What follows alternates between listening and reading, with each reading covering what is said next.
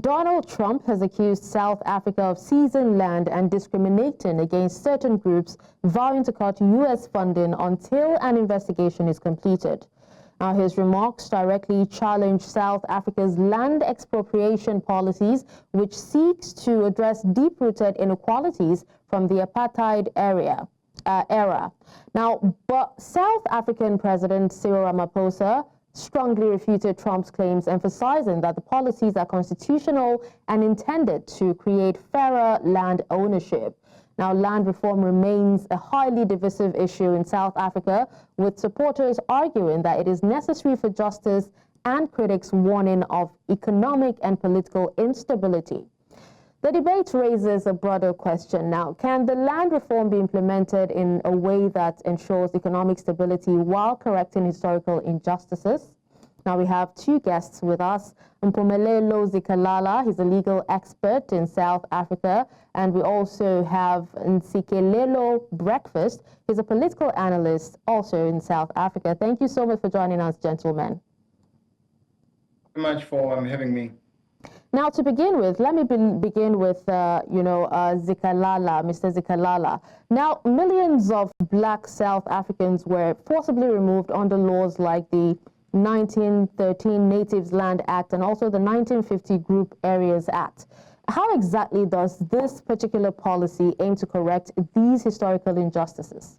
Firstly, we must distinguish between the restorative or land distribution and this particular act. This act deals only with expropriation for two purposes, either for public interest or for public need. So within this act, it's not going to be said that because you are removed in this particular land, you are now taking it back, and this is the process that you are going to utilize. With it, it simply says, if we want a piece of property as government, and you need to build social housing or a school, for example, we are going to say to you, let's remove this land, or we're going to expropriate it from you. We are going to compensate you for it, so we're not taking it without giving you any some sort of money, put in a position that you would have been had the land still remained with you. And then after doing that, you will then continue with the public interest or a public purpose initiative that you are seeking to do.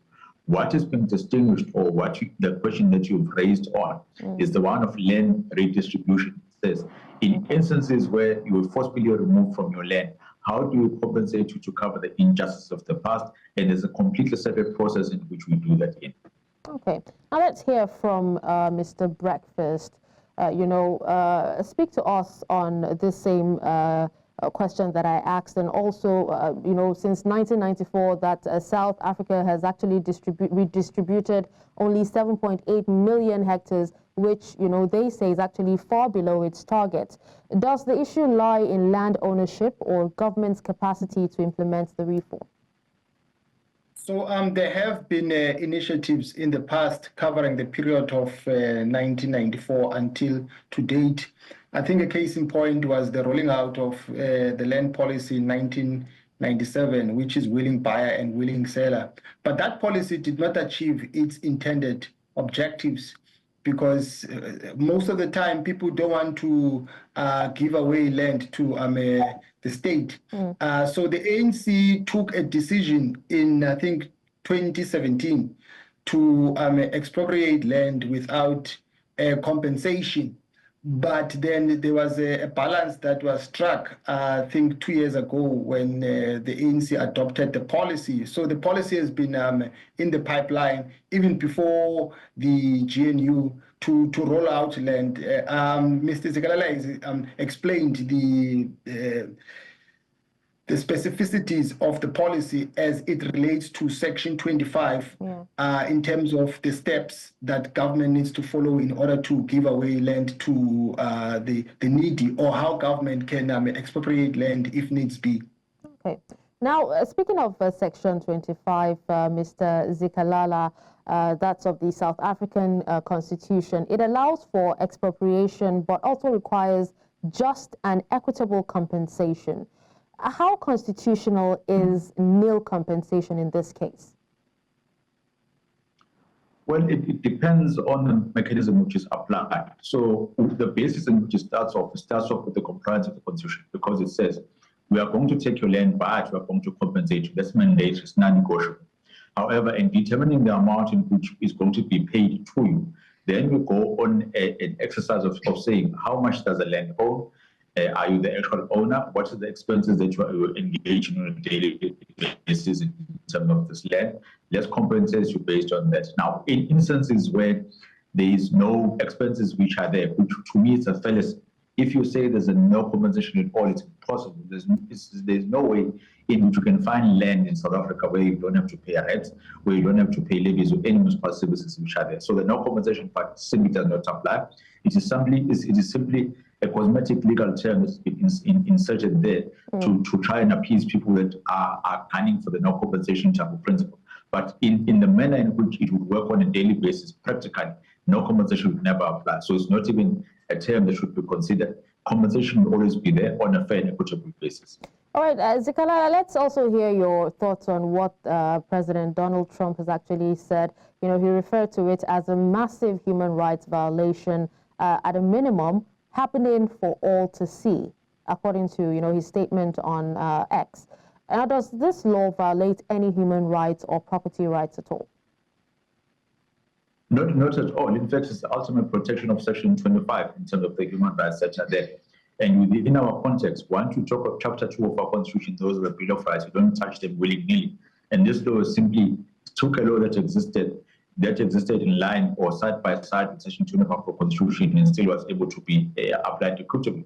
In fact, I think from Trump's perspective, was very ill-informed and did not understand what this particular act actually means.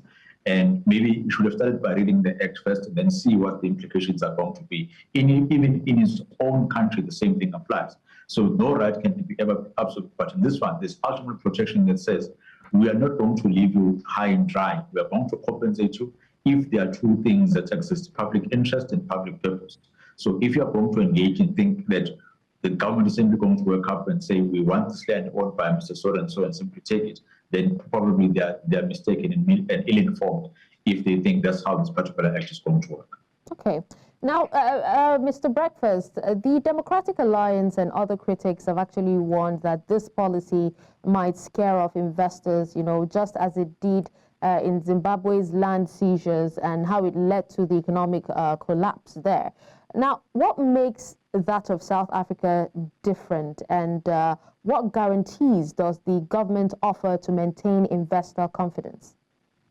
I don't think that we're comparing apples with apples because if you look at the land policy of Zimbabwe, it has its own context, even how it rose to prominence when the hegemony of ZANU-PF was threatened. Then Mugabe decided to conduct a referendum and then realized that, you know, the party was going to suffer a blow, then started to use land as a form of nativism to engage in a reverse discourse in order for him to hold on to power. The ANC also had similar tendencies after the 2017 conference in terms of trying to overplay the historical narrative. But the difference between the two policies, in fact, this one, to be technical, it's not a land reform policy. It's basically a state interventionist approach to try and, you know, appease those who are landless. But it's not a radical policy posture. Now, the difference, this is the difference in my view, everything has been done in line with the Constitution, in particular Section 25. Now, if you are discontent about the way things are and you think that the way things are is not the way things should be, then you can challenge the legislation, and that's the legal way of doing things. But to just rock up from nowhere and say that South Africa is engaging in human rights abuses, it leaves much to be desired. The person who holds a position of that nature can just take a swipe at the country without understanding the specificities of the legislation that he's referring to. All right. Now, Mr. Zikalala, Mr. Breakfast just noted that, you know, this particular law is meant to appease those who are landless. But the Democratic Alliance and Freedom Front argue that it threatens property rights. So if this particular law truly protects, landowners and, gives to those who are landless, why is there such strong opposition, even within the government? I think maybe it's just pure politics and simple individuals wanting to defend their voter base. It is in part of progressive legislation which is going to assist government in achieving its goals, but at the same time it's going to limit those that own the land in terms of what is that they can do with the land. If the Expropriation Act was written in the form of saying we're going to take your land without paying you, we're not going to engage in a process where whenever there's a dispute, you can go to court and be able to map it out, then I would say it's a gross violation of human rights. But in this case, it is the ultimate protection of human rights. There is no law, there is no right in this country which absolutely except for the right to life. Any other right which is there are ways and means in which it could be limited, only to the far extent in which that limitation it is required. And in this case, a person's right to property is guaranteed, yes, but there will be compensation in instances where the expropriation of the property on the basis that you want to use a property for a public interest or for a public purpose. So to say there's a human rights violation, that is absolutely not true. It simply means that you have to engage in a process first, that you can even go and take it to court before you come back and say my rights have been violated. In fact, there's no violation of rights at all. Okay. Now, Mr. Breakfast, some other people have actually, given their opinion on this, aside the American president. They talked about white farm murders, being used as a rallying cry by right-wing figures like Katie Hopkins and Musk. Now, would you say that white South African farmers are really being targeted here? No, of course not. I think there's nothing of the sort. It's a discourse that has been framed incorrectly, and it has been framed on purpose to mislead. I don't think that there is an attempt by government or by some sections of the population to engage in a political onslaught against white South Africans. But there have been instances which are very isolated of white farmers who have been killed because of misunderstandings between themselves and their laborers. But I cannot say that there is an onslaught against white people as a race. I mean, there's nothing of the sort. But the issue of land is money, land is the economy, and the ownership of land also has to do with who owns the means of a production. But also those who own the land are people of a particular race. And as you know that if you own the land from time to time, it accrues interest. And because of that divide, and black people, the majority of them are on the margins of the economy, the divide tends to increase. So I think people have a fear of the unknown, seriously, because there's no reason to fear anything if the government has followed all the constitutional provisions. Okay. Now, still on this, Mr. Zikalala, Elon Musk, David Sachs, Peter Thiel, who all have close ties, or ties to apartheid era, South Africa, closely aligned with Trump as well. Would you say that, their responses on this or their views are shaping U.S. policy on South Africa? I would say maybe they are, but they are shaping it from an informed basis. It's not on concrete research which is going to assist all the parties that are there.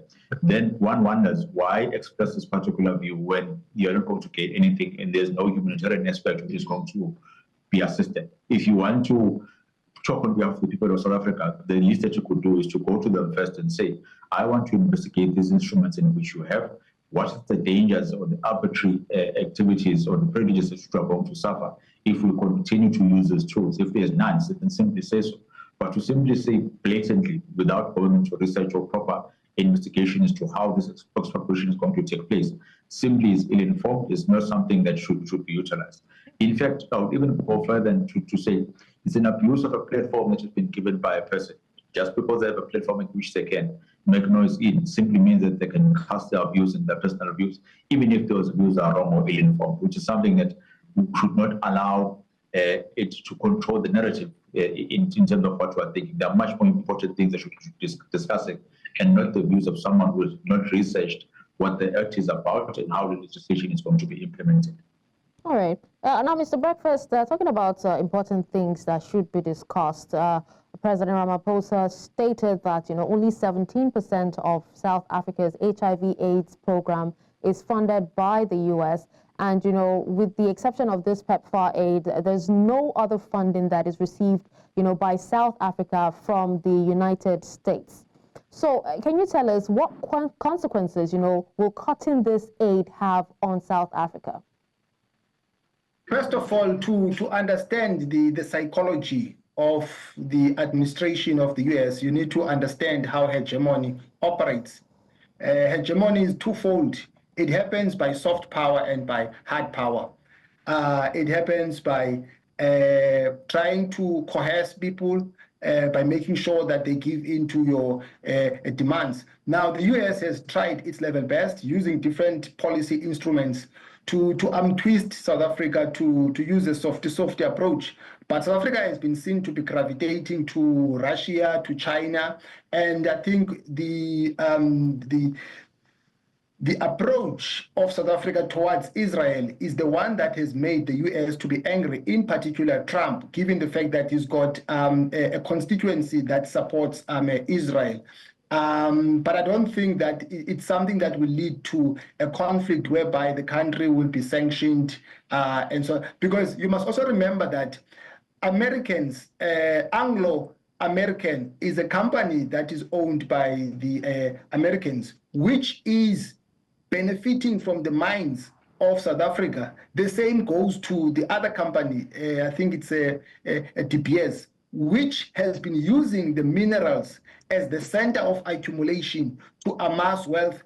Americans have a strong footprint in the South African economy. So there is no way I think they would put us under sanctions. I don't see that coming. It's just that I think they're trying to scare us. Strong you. All right. Now, just before we wrap up, let's hear from you, Zikalala. Now, critics have actually called, the law seizures or theft. And the West have actually framed, the land reform as confiscation rather than restoration. Yet, President Ramaphosa responded that the recently adopted act, that's the Expropriation Act, is not a confiscation instrument, but a constitutionally mandated legal process that ensures public access to land in an equitable and just manner as guided by the constitutions. Now, do you have any thoughts on the language used there in Western media? Does it reflect any form of bias?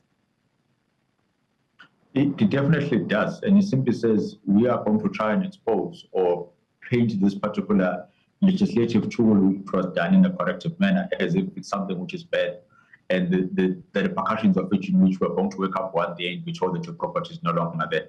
To me, they are using what is called the influence for funds type of process. So if I give you funds, then I must have influence as to what is happening within your particular country. So if you want to give certain funds and want to donate from an open heart, not from a heart that says I'm giving this money so that I can be able to share my view when it comes to issues and policies which are taking place within your country. Worst of all, even if you do have your view, go and do a bit of research and then say, what type of constitutional tools are being utilized? You'll find that they're more or less similar to what you utilize in your country. And after that investigation, you then be able to see that what the South African government is doing is applying democracy to its bestest form and making sure that every political party has a view, and the majority of the individuals and members of South Africa do rule if they say there must be expropriation of land, so if it's for public purpose or public interest. Okay. Now, with this, we've actually come to the end of this particular discussion. But then the President Cyril Ramaphosa, has actually said that they look forward to, engaging with Trump's administration over, the land reform policy and issues of bilateral interest as well. And they're certain that out of these engagements, that they will share a better and common understanding over these matters. And we do hope that, we get to see where this resolution and the dialogue actually, ends. But thank you so much, Mpumelelo Zikalala, legal expert, and also Ntsikelelo Breakfast, political analyst, all from South Africa, for joining us and speaking to us on this. Thank you very much. Thank you very much. And with that, we've come to the end.